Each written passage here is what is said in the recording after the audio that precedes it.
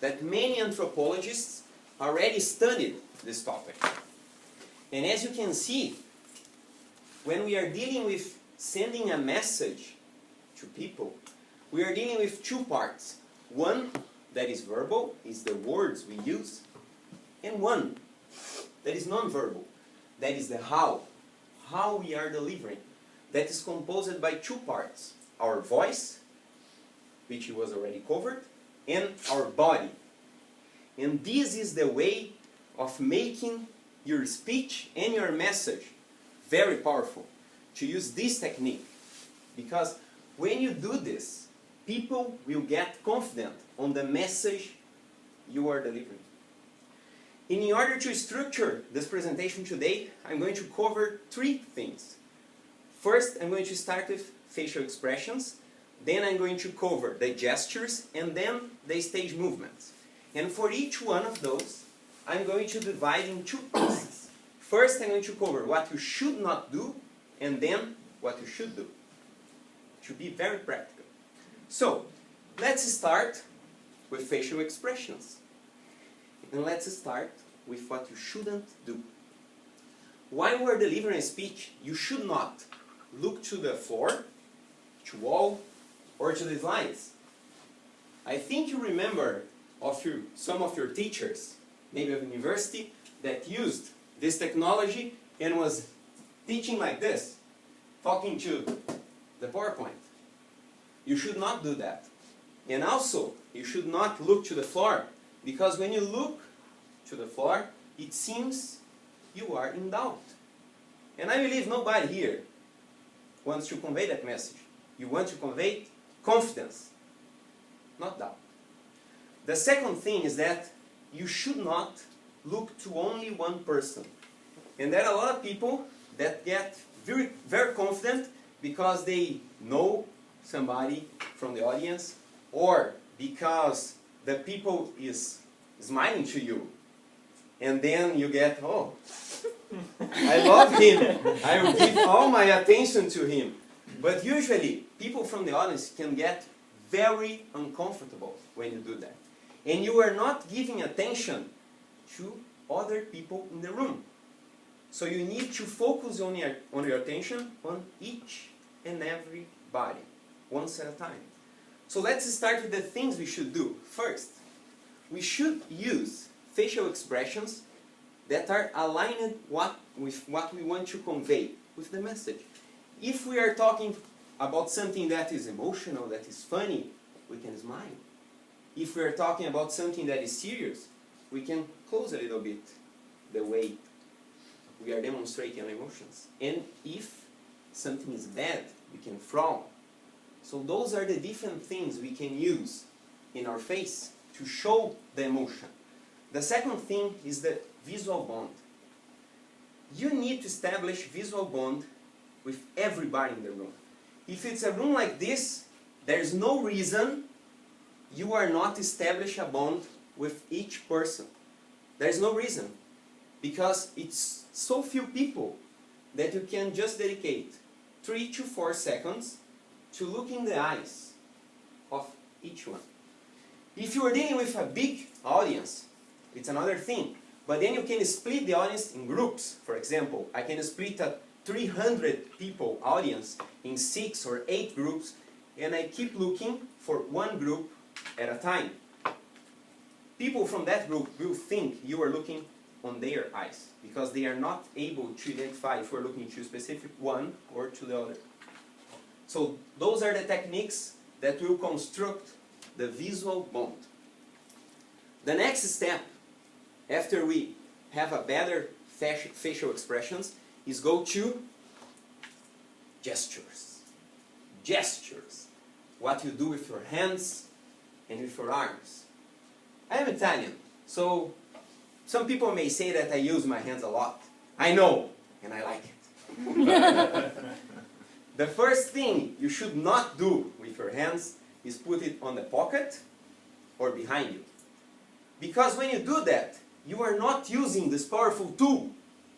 And also, when you are with your hands in the pocket, you don't care. It seems you don't care. And I think this is not the message. And the next thing you should take care is about distractive movements. For example, some people wear these things while they are talking, and they start to do this. And I've seen a lot of that. The next great thing that you should not do, clicking pens and playing with the hair. Personally, I don't have this problem. I don't have hair. But my girlfriend, when I talk to her, or when anybody talks to her, she plays with the hair a lot, with their hair a lot. I think it's very sexy, but this is not appropriate for a speech. So I've already been through a lot of people that play with the hair while they are speaking. So take care of it. If your hair is not in the right position, I don't know, take care of it before coming to the stage. And the next thing is that you should not scratch your head, because when you do that, it seems you are in doubt. What are the things you need to do here? First, you need to use your gestures to be descriptive. For example, I can describe the shape of something, the size of something, big, medium, small, tiny. I can say stop, chew. And those kind of gestures will allow you to show to people that you are very confident and you know what are you doing. What is the next step? The second thing you should do is that you should use your gestures to convey emotion. For example, if I do this, it means power. I believe in it. Or if I am in doubt. Or if I don't care, I can shrug. Those are the different things we can use. And the gestures need to be appropriate for the audience. For example, if we are in a small room like this, I can do gestures just in this area. Everybody will see it. But if I am on a big place, my gestures need to be wide enough and visible enough to everybody. So if there are people maybe 25 meters from me, they need to see what I'm doing. So if I'm in a big room, I need to use the hands. Big movements. And going to the last step. Now it's time to talk about the movement on stage and how you behave with your legs. Let's go to movement. First, let's start with the things we shouldn't do. First, we shouldn't put down roots. We are not a tree.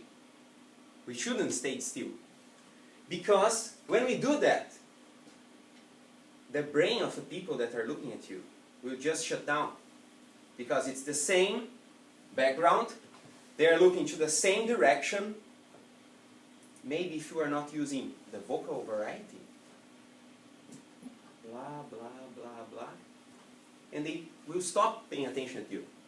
So you need to change the place in the stage, because this will make you improve the way you are sending a message, and also where people are looking at. Because when they change the position, it seems something is getting better here. So you need to do that. Second thing are the distractive movements we need to take care. For example, pendulum. I've seen a lot of people doing that on my 8 years of Toastmasters.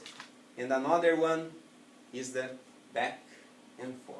While people are speaking, back and forth. Sometimes it seems they're dancing. I think that's not the goal, right? So you need to use the movements in a strategic way. I had a teacher that did the last one, the caged animal, on my MBA. This guy was just running on a stage like this. He was talking, then come to this position, back, like this, and then this. And again. And while talking, explain a point. And again. People looking at him started to feel tired of seeing this person running. So we need to take care of those things. Calm down, breathe, and have, first, feet away, knees slightly bent. You have a balanced posture, stance. Chest out, shoulders light. Not like this, but like this. And with this kind of position, we are showing much more confidence in the message we are conveying. And now I will explore some of the movements you can do. For example, first, if I want to say a specific message or idea, I can start explaining this message or idea and coming near to the audience. Then, in a specific point that I choose, I will conclude my message when I'm standing here. Then, it's time to move to another topic or another idea. And you are going to do a movement to another point on the stage. How to deal with questions and answers, for example. One thing you can do, you completed everything you wanted to say, and then questions will start. While somebody is making a question, you come closer and wait until this person finishes.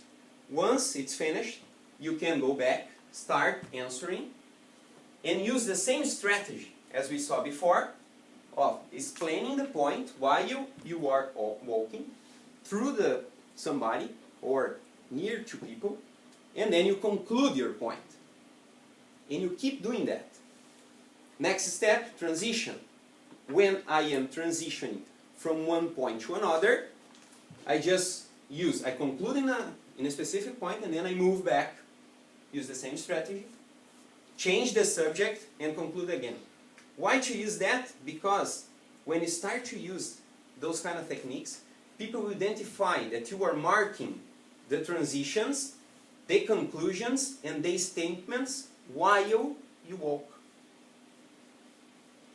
I know it's a lot of things. You need to practice in order to do those things. It's not coming from nowhere. For example, just to deliver this presentation today, I've trained it more than 10 times in English. Because I had this presentation ready in Portuguese, that is my first language, long time ago.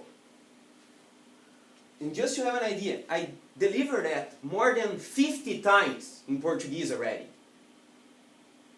And why I train more? Because it's needed. Repetition, repetition, repetition. You need to train, you need to practice. And it's the only way you can master this skill. Because then you will not need to think on what you're doing. Things will come just naturally. So, record yourself. For example, there's a recording over there. And then you can watch what you are doing. And then you can also ask feedback for family, for friends. And you start to see how you are performing each and every day. And I hope with all those techniques, you will be able to deliver a much stronger message and convince people about the things you want to convey. Thank you.